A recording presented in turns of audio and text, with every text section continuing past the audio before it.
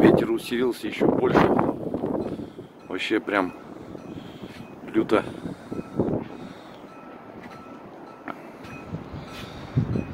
Вот дверь наша.